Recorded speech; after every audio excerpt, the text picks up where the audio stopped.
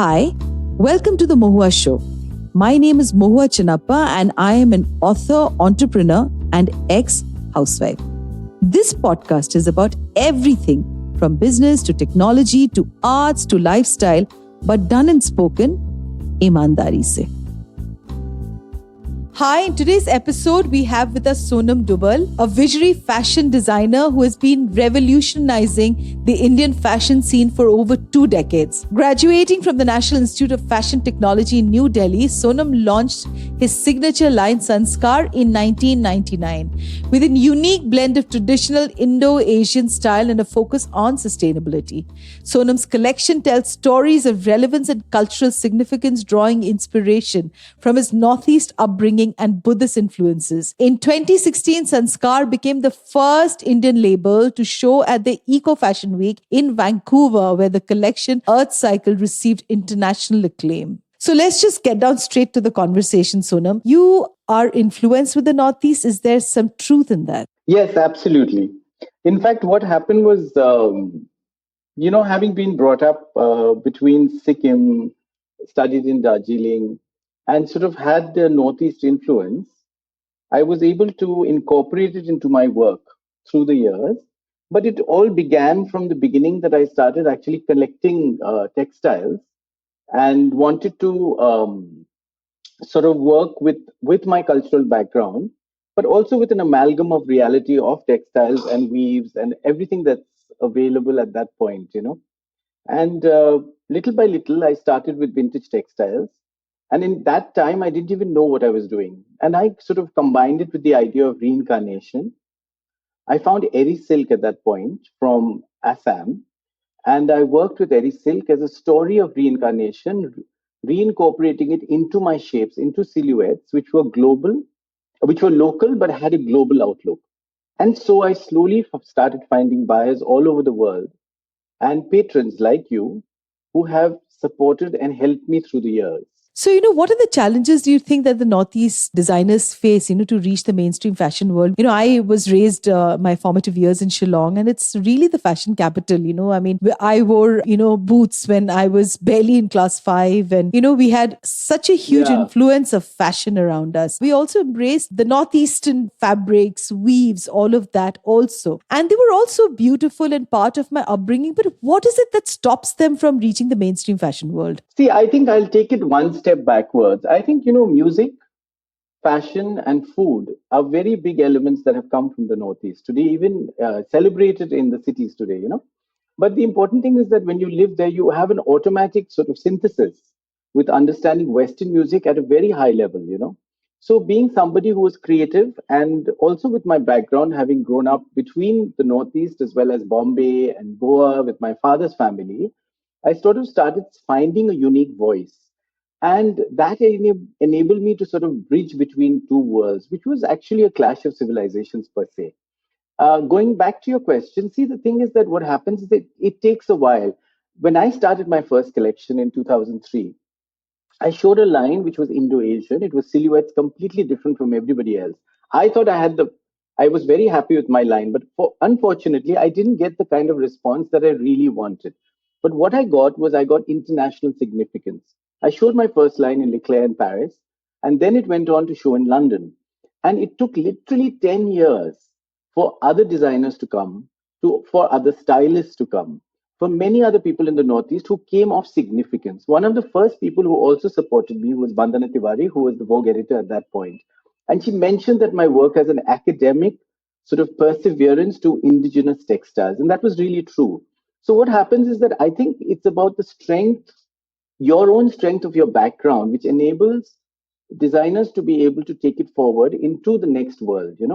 So it takes a while. And that's finally what I mean to say. When I finished, it was 1990.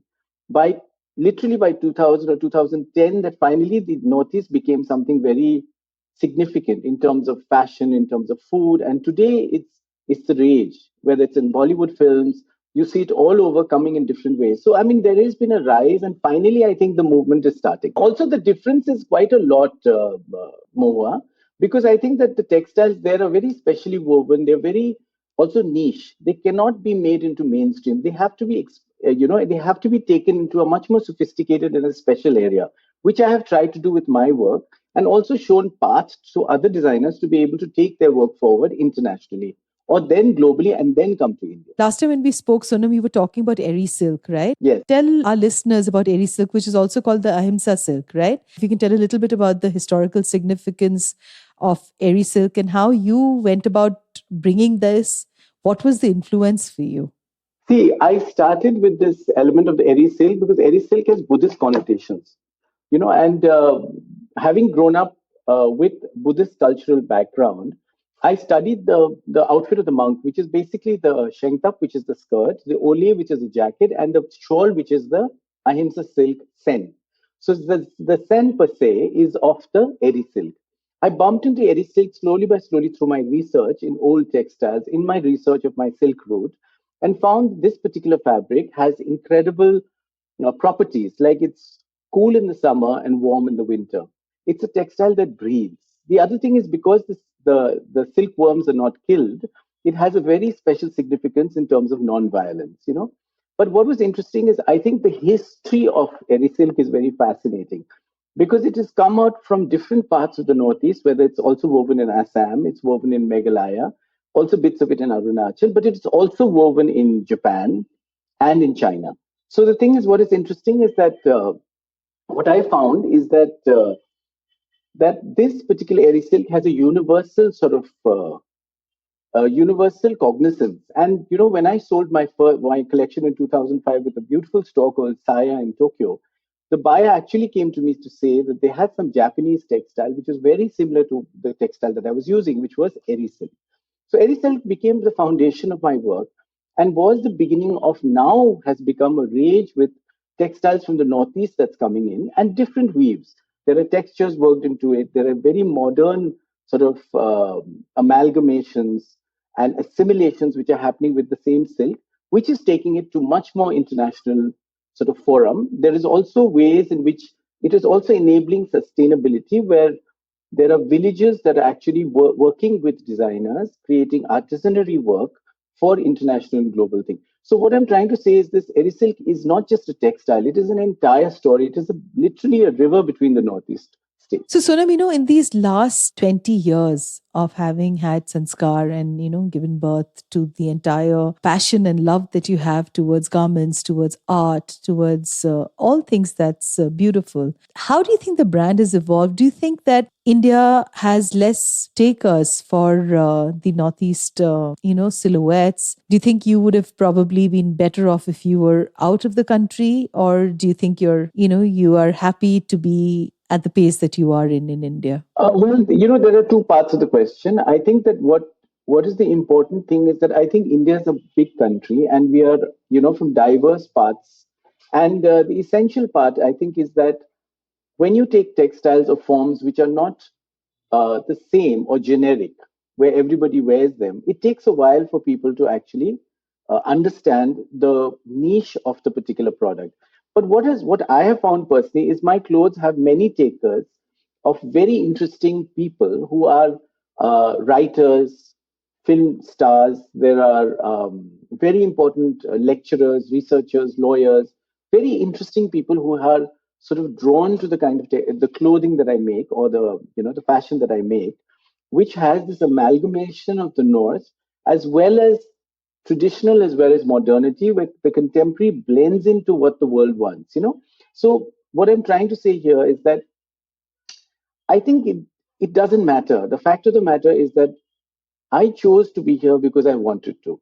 And I feel wonderful of the fact that in my own way, I have tried to lead to bring the Northeast region into the fashion field. I was one of the first designers to actually put it into fashion and create a very sophisticated feel to the entire collection and also about the region. And that enabled conversation, that enabled newer things to happen. And sometimes it takes a little while for people to understand the global significance of something so small. So, what I'm trying to say here is that I don't know whether the textiles and the weaves are only for the market of India. I have always expounded that the Northeast is closer to the Southeast of Asia. And it creates a bridge to understand the cultural significance, the textiles, the storylines, the topography, the food, and the language, which is closer to the Southeast, and to understand In fact, China, which is our, just next to us, we have to appreciate and we must understand the strategic significance of where the Northeast lies. So, where I stand today is a very important strategic element for our understanding of worlds and countries that we have no clue about, So, I found interestingly, because I thought of myself at a local level going global, I started finding a lot of interest from all over the world. And what was interesting is when I showed my collection, the first time I showed with, I sold in Paris and then I showed in London. But in time, it went to Japan, it went to Australia, it went to Africa. So all these different sort of places shows the fact that there is a market for designers coming from the Northeast. And it is not just India alone. What I'm trying to say is that the world is a much bigger place. And I think there is place, and you need to stand up. You need to stand out for what you believe in. You need to believe in your roots. And I have always stood up for authenticity, for understanding that you belong to whom you belong to. And you have to understand diversity and acceptance of amalgamation of cultures, because that is the only way forward into the future. Why the name Sanskar? I'd really like our listeners to understand. I mean, I'm a huge fan of your sensibilities and. Well, it was very funny because, earlier I was thinking of a name, and I have this wonderful friend called Manoj Brahmer, and he's a visualizer with Now Economic Times. He's been with every paper, and he's a wonderful graphic designer and a brilliant painter. He came up with the word Sanskar. This was 1999 when there was nobody knew what, I mean, there weren't many elements, or there weren't these big things called Sanskar. I call it Sanskar by Sonam Dubal because it was about the values that I stood up for, the things that was a mix, that was sort of a bridge between worlds. It was always about, the clash of civilizations, which I had accepted as a part of my upbringing and my growth, but also an element of understanding values as you see it today. And it is about actually following principles of sustainability, of realizing that small is beautiful, of realizing that the elements of textiles need to be appreciated, that sometimes in life, it's all about these different values that I had accepted through my life. And it was a beautiful name that Manoj came up with, and we both decided on. Tell us a little bit more about the use of motifs, symbols, and the cultural studies in your design, and how does it influence your research for each of your collection? In the sense that it's very interesting, Mohua, because I have sort of delved into cultural significance of languages, of totems, and I had a beautiful collection once called Lost Languages. It was about languages in the Northeast, like in the Himalayan region, which are slowly disappearing because of cultural afforestation. So using the language of Pali, Brahmi, etc., I use the script to be able to use it as a block print on eri silk. And slowly by slowly, what's interesting that I started with this whole idea that motifs and totems have to have significance when you put it onto clothes. It can't just be anything because it looks pretty. There has to be a story behind it. Coming from a design background, I've been very careful of the observance of anything that I put on my clothes. And so, as a result of which, I also developed a map many years ago in 2006. And this map was very interesting because my friend Fiona Coldfield took the map and then created Love Travel Guides. She was highly inspired by the fact that I'd used them in these incredibly beautiful eri silk capes. But what I'm trying to say is that most of my motifs and different elements that I use in the collection, there are motifs like the languages. There are deep storylines of the Silk Route that I impregnate into the collection. So there are prints like the lamp print, there's language, there are stripes which are contemporary, but then again, because they're block printed, then there's ikat silk which I use, a lot of it, which is recycled. And the ikat silk is more like Japanese kimonos, so it's blended into a very Indian style, but using Japanese styling. The other motifs that we use a lot of vintage embroidery, old embroideries, which I research. So it's either 1930s or it's languages or it's stones. But these embroideries are all infused with an idea of an evolving collection through the years. And every year I sort of develop a line depending on what story that I want to tell at that point. It's a sort of a language of design, which it comes on its own. Sonam, would you like to say something for, designers who are from the Northeast and they would really like to come and join the mainstream fashion world? There's just very few people. What is the advice that you'd like to give them? See, first of all, the most important thing is to be authentic, to believe in yourself, to realize that the world is a much bigger place and everybody has a space in it, and to have an actual language of design, to develop and to also absorb everything that comes in your life as it comes, and to embrace all happenings, embrace having grown up with a mixed cultural background. It was very difficult because I lived in a clash of civilizations, but I understood and appreciated today diversity, multiculturalism, integration. And the most important thing is that, to believe in yourself. The thing is that if you believe in your passion, you will slowly find a language. And if you find a language, you will finally have a story to tell. And that becomes your beginning. That becomes your unique voice. And I feel that each person who comes into the design field has to develop his own significance. And it's not necessary that you become a designer, but you could become a photographer, you could become many things. And that's the greatness of joining the field of art or design. To me, fashion is a vehicle of change. It is a vehicle of understanding bigger things. And I've kept it in the way it is as something that I've learned through time, that it's a very important aspect of growing. And for every young person who comes into this field, don't worry about, that you have to believe in yourself. You have to have a passion. And if you believe in that passion, it'll all work out if you just believe in yourself. The main thing is to be true to yourself. That's, I think, the most important. How amazing.